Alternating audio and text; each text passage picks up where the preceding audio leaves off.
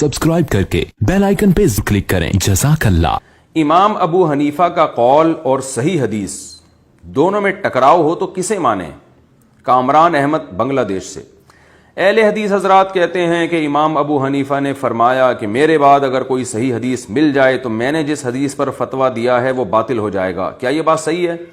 जी बिल्कुल सही है। इमाम हनीफा ने फरमाया इदा सह्हल हदीस फहुवा मजहबी, कि जो हदीस सही हो तो वही मेरा मजहब है, और मेरा कौल अगर हदीस के खिलाफ नजर आए तो फजरिबूहु अलल जिदार, मेरे कौल को दीवार पे दे मारो। बिल्कुल ठीक है।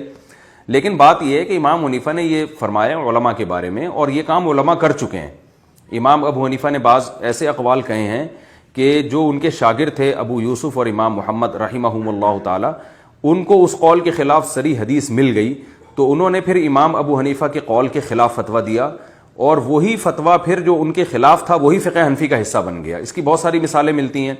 मिसाल के तौर पर इमाम अबू हनीफा रहिमहुल्लाह ताला के नज़दीक नमाज इस्तिस्क़ा नहीं है। जो बारिश की नमाज होती है ना, 2 रकत मैदान में जाके सब पढ़ो और फिर अल्लाह से दुआ मांगो इज्तिमाई सतह पे, तो इमाम हनीफा के नज़दीक ये नहीं है। वो कहते हैं कुरान मजीद में अल्लाह का इरशाद है इस्तग़फिरू रब्बकुम इन्नहु काना गफ़्फ़ारा युरसिलिस समा अलैकुम मिदरारा, अल्लाह से इस्तिग़फ़ार करो आसमान से बारिशें बरसाएगा। तो हर आदमी इनफरादी तौर पर इस्तिग़फ़ार करे, जिसको पश्तो में कहते हैं अख़पल तरीके से। तो हर एक अख़पल तरीके से बस इस्तिग़फ़ार करे, नमाज नहीं है। लेकिन हमने देखा कि बुखारी मुस्लिम की मुत्तफ़क़ुन अलैह सही हदीस मौजूद है कि आप सल्लल्लाहु अलैहि वसल्लम ने नमाज इस्तिस्क़ा पढ़ी है।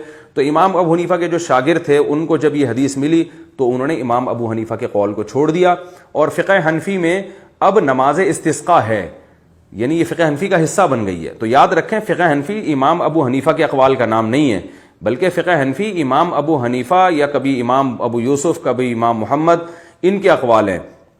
क्योंकि इनमें से बाज़ ने बाज़ के कौल को हदीस की बेस पे तर्क कर दिया, बाज़ की दलील मजबूत थी तो उस बेस पर हमने, यानी हमारे मशाइख ने उस पर फतवा दे दिया। और बाज़ अक़वाल ऐसे हैं जिनमें तीनों के कौल पे फतवा नहीं है, बल्कि इमाम ज़ुफ़र के कौल पे फतवा है। तो बड़ी जामियत इस फ़िक़्ह हनफ़ी में इस बेस पे पैदा हुई है। तभी इमाम अहमद इब्न हम्बल रहिमहुल्लाह ताला से मनक़ूल है कि जब 3 आदमी किसी कौल पे जमा हो जाएं तो वो तुम्हारे लिए काफ़ी है, अबू हनीफा, अबू यूसुफ और इमाम मोहम्मद। क्योंकि इनमें लुग़त के सबसे ज़्यादा जानने वाले इमाम मोहम्मद थे, हदीस के सबसे ज़्यादा जानने वाले अबू यूसुफ थे, और तफ़क्कुह और बसीरत में सबसे आगे इमाम अबू हनीफा थे। तो ये जो इमाम हनीफा के बारे में कहा जाता है कि जब हदीस मिले तो कौल छोड़ दो, तो अहनाफ ने कौल को छोड़ दिया है। अब अवाम को इसमें फंटर बनने की ज़रूरत नहीं है। जैसे एक डॉक्टर कहता है ना कि मेरी रिसर्च के खिलाफ अगर कोई रिसर्च आ जाए जो मेरी तहकीक को गलत साबित कर दे तो उसको फॉलो करो, तो जाहिर है वो तहकीक भी मुज्तहिदीन लेकर आएंगे ना, डॉक्टर लेकर आएंगे। एक आम आदमी को तो इजाजत तो नहीं होगी कि वो डॉक्टर से कहे कि आपकी रिसर्च के खिलाफ मैं एक रिसर्च ले आया हूं। तो हदीस का सही या ज़ईफ़ होना, फिर हदीस का नासिख या मनसूख होना, फिर हदीस पर अमल करने की जो शराइत हैं, किताबुल्लाह के मुवाफ़िक़ होना या मुखालिफ होना, किताबुल्लाह के आम को ख़ास कर रही है या उसके मुतलक में क़ैद पैदा कर रही है, ये तमाम चीज़ें उलमा जानते हैं, मुज्तहिदीन जानते हैं।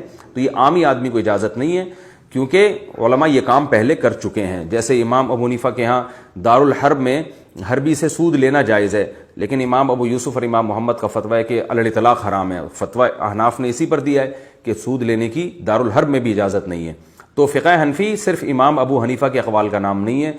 ये ऐसी गलती है जिसकी वजह से लोग जो है वो कन्फ्यूज़ होते हैं। तो उसमें जो इमाम हनीफा के कौल मशाइख को जो दलील के लिहाज से कमज़ोर लगा, उसको उन्होंने खुद ही चेंज कर दिया है। तो अवाम को फंटर बनने की ज़रूरत बिल्कुल भी नहीं है इस बारे में। Thanks for watching. Don't forget to like, comment, share and subscribe to Mufti Tariq Masood Speeches channel.